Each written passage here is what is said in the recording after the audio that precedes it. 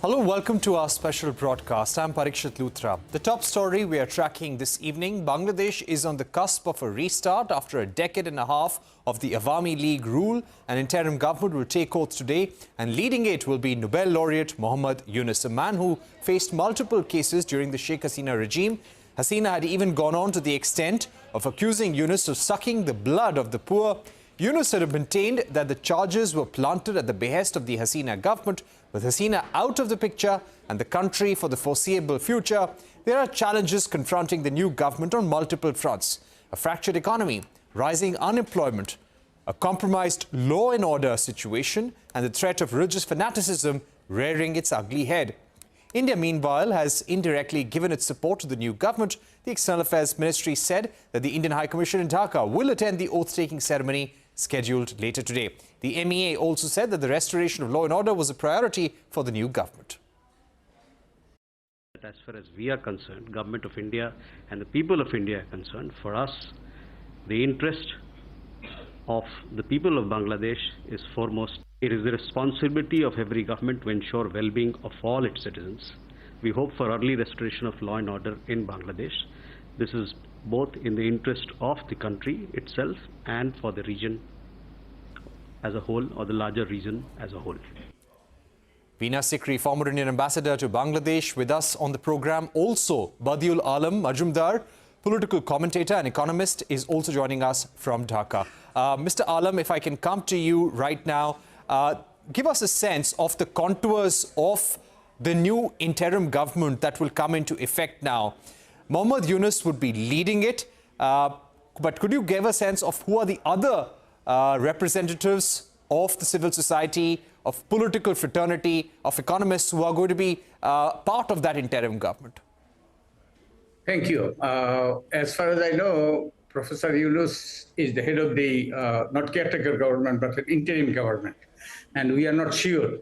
And the names are being talked about, and there are a lot of names are being discussed. So we do not know who will be in the final list. A lot of people's names are being discussed right now. So we are not sure who will be in the final list. In terms of the priorities, what would you say would be the immediate priority for the Mohammad Yunus-led interim government? One of the top priorities would be to keep the prices stable and economic situation under wrap, because there are serious economic challenges that is before this new government. And the government, there is no government as such. It was a one-party rule, and when she was gone, and everything collapsed. So there is no law enforcement agencies. There is an army, and the bureaucracies. A lot of people went on hiding, and even the judges went on hiding. So the bureaucracy and the law enforcement agencies need to be reconstituted and really make it functional. And also many of the institutions, even the courts, were very partisan, and they basically worked for one person and to safeguard her interest and the interest of her party. So now it's in a sense rebuilding, and many of the institutions, other institutions, including Election Commission and the Parliament, is dissolved. So there are a lot of challenges, and another challenge is that there have been a lot of criminal activities and killing, literally killing of hundreds of people. And so those people will have to be brought to justice, and a lot of looting and plundering. Right. And that has gone on. So something needs to be done. And also the expectation is that the state will have to be repaired. And it's dissipated basically. And so some deep reforms will have to be done. So those are the things that are... All right, some deep reforms are needed. A lot of changes in the bureaucracy and among the judges as well. Let me go across to Ambassador Veena Sikri, who has served in Bangladesh as India's High Commissioner. Ambassador Sikri, let me ask you, is this now a setback for the Indian government? A foreign policy vis-a-vis Bangladesh and Sheikh Hasina. Now you have a leader in Mohammad Yunus who will be heading the interim government. We will see elections in about 3 to 4 months. In all likelihood, the Jamaat-e-Islami and the BNP will take center stage in that election. How should India approach these political parties now? Look, first of all, I would like to say hello to Mr. Badiul Alam Majumdar from Dhaka and recognize him. When you are here. Yes, exactly. So I'm glad that he's given a very frank assessment of the present situation in Dhaka. And that's what it is. He said there's no government. It's a complete anarchy. In the last 4 days since Prime Minister Sheikh Hasina left Dhaka, there's been total anarchy. Nobody knows what is going on. And there's massive killings in the countryside. The attacks on the Hindu minority, the rapes, the killings, the lynchings, these are absolutely barbaric. And I'm absolutely shocked, to say the least, that BBC and all the world news agencies have turned a blind eye to it. There's not a mention. There's a kind of a romantic notion about students in Dhaka, manning the intersections and running the traffic and so on, and not a word to say that there's a complete absence of police because they've gone into hiding. The police stations have been looted, records have been destroyed, prisoners have fled, and there's no law and order at all. So only the Jamaat-e-Islami's word is going, and I'm surprised, and here I would like to hear from Mr. Badiul Alam Majumdar, that even the newspapers in Dhaka, who used to be so careful about freedom of the press and used to criticize Prime Minister Sheikh Hasina about the Digital Security Act, are today not writing anything about it because they're scared. And they're scared and they're saying that if we write anything about it, our buildings will be vandalized, they will be burned down. The complete atmosphere of fear and uncertainty in the country. Now, this is what you're showing about on your visuals, that the statue of Sheikh Mujib is being brought down. These are not students who are doing it. This is the Jamaat-e-Islami. They're trying to reverse the what happened in 1971, the liberation war. In fact, Professor Dr. Mohammad Yunus himself talked about a second liberation. Now, what is a second liberation? A liberation from the first liberation war? I mean, it's really alarming what is going on. And I think that the world community needs to wake up and see. And then you have talked about, you yourself have mentioned, Parikshit, about, Jamaat-e-Islami and BNP taking center stage. Now, this is very strange that you should say it, because when Prime Minister Sheikh Hasina was there, everybody was talking about inclusivity and saying, come on, you must get BNP on board and you must get Jamaat-e-Islami on board. Of course, BNP chose not to participate in the elections, so they were not there. Jamaat-e-Islami was debarred from the elections because of the High Court decision against their party. And still the world was saying, come on, inclusivity. And now that Prime Minister Sheikh Hasina is not there, none of you want to even mention the Awami League. They are a big party. They have 40% of the vote. How can you do that? I mean, this is a complete reversal. And I'm really surprised to see groups like CNBC-TV18 talking about like this, that, you want to now forget that the Jamaat-e-Islami, that the Awami League ever existed. You want to forget that the Hindus ever existed. There are about, 15 million of Hindus in Bangladesh. And nobody is looking at what's happening. And it's not only the Hindu community. Businesses are being destroyed. MSMEs are being destroyed. The countryside is on fire, and there's nobody to look after them. There's nobody at all. There are no students there. There are no people. You're saying, Ambassador Sikri, that Awami League is still a major political player in Bangladesh despite the exit of Sheikh Hasina. Badiul Alam, how would you describe the political situation? As and when there are elections, where does the Awami League stand? The leader who was holding them together has had to flee the country. She is not going to make a political comeback, as her son has said. Several leaders of the party, of the Awami League, have been killed. Their houses have been burnt. So there is a major setback for the Awami League and its cadre as well. Does the Awami League continue to be a political force in Bangladesh, or will leaders from the Jamaat-e-Islami and the BNP be more important whenever there are elections, and will they take center stage? Okay, first of all, I'm a little bit surprised that former Ambassador Veena Sikri, the way she described the situation, that's far from the reality. And the Awami League disintegrated, basically.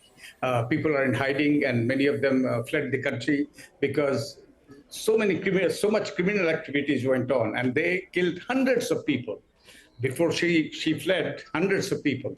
And also she's talking about the exaggerating the Hamas and BNP's role. And yeah, people are influencing.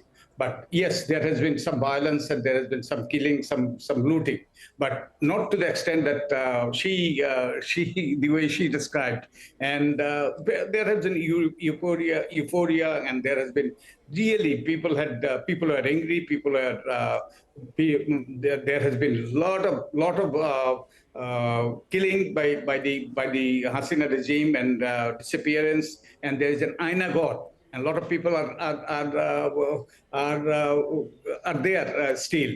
So Awami League I don't think Awami League as we saw before Monday will be around. It will splinter because there was no Awami League as such. It was government and Awami League one and the same. And only leader, only person who was running the show, she's gone. And so everything disintegrated, and I think and also the excesses of Jamaat and the BNP is so grossly exaggerated. I don't know what good does it do. And in fact, they have been trying, and we have apprehension. They have been trying to be very, very responsible. And the reason it disintegrated, the reason the law enforcement agencies are not there, because they were not the state institution. That is not a state institution. That was a personal the goons of the past regime. So and as far as I have seen, and I have been outside, and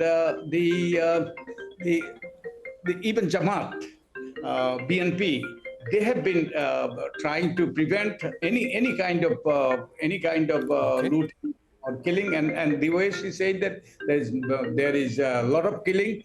Yes, there has been some killing, but not to the extent that happened before Monday.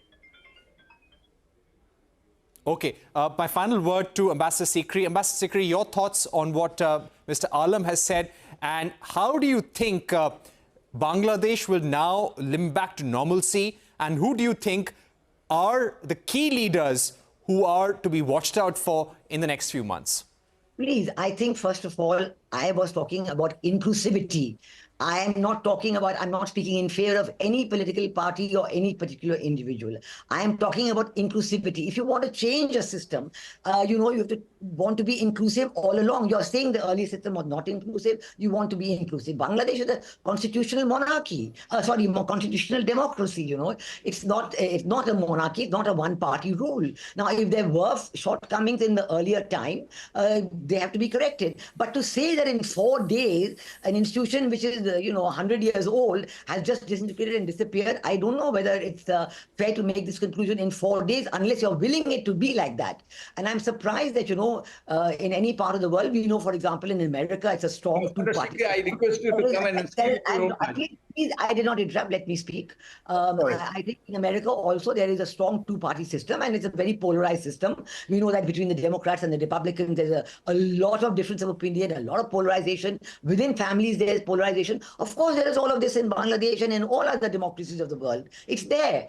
But that doesn't mean that you have a situation, if you want a democracy to flourish, if you want a democracy to establish roots, it has to be a multi-party, allowing everybody to be in the system. So I don't think we can discuss today what is going to be there. I can predict one thing, that there will be no elections in 3 months. I can predict that now. And there will be a delay, maybe a year, 2 years, 3 years, who knows? Because, I believe I have already understood from people in Dhaka that this is the demand of many people. That no, in 3 months, nothing can be done. You cannot set anything right in 3 months. We need some more time. So this is already the talk. This is already on the ground. So I don't think, in this one way you can.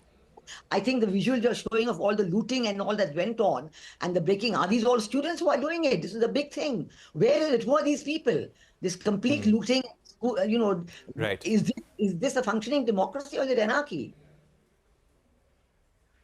All right, we've completely run out of time, but thank you very much, Ambassador Sikri and Mr. Badiul Alam. We'd love to have you on our program once again. This is a continuing situation, and we watch Bangladesh with a lot of concern and sympathy at this juncture. We're heading into a short break, but coming up on the other side, we will be joined by Vardhan Shringla, former Foreign Secretary, who's also served as the Envoy to Bangladesh. We will be discussing the challenges that lie ahead.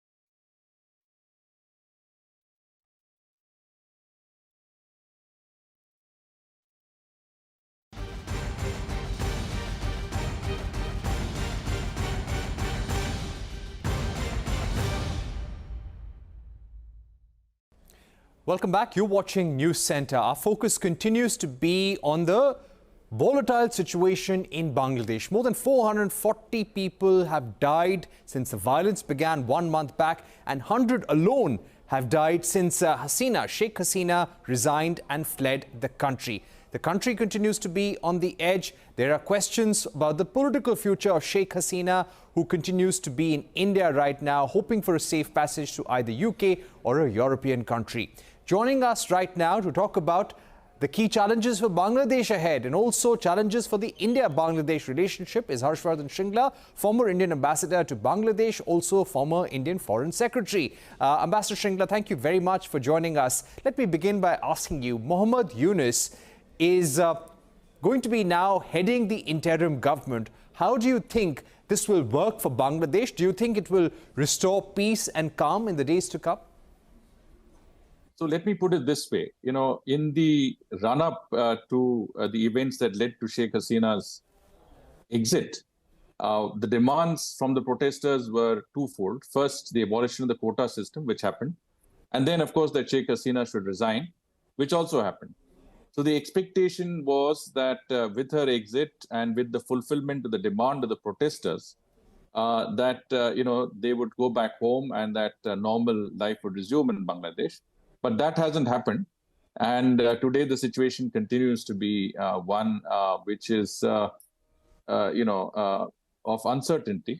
Clearly, there are incidents of violence, there are mobs that are, rampant. And there are attacks on vulnerable sections of the population.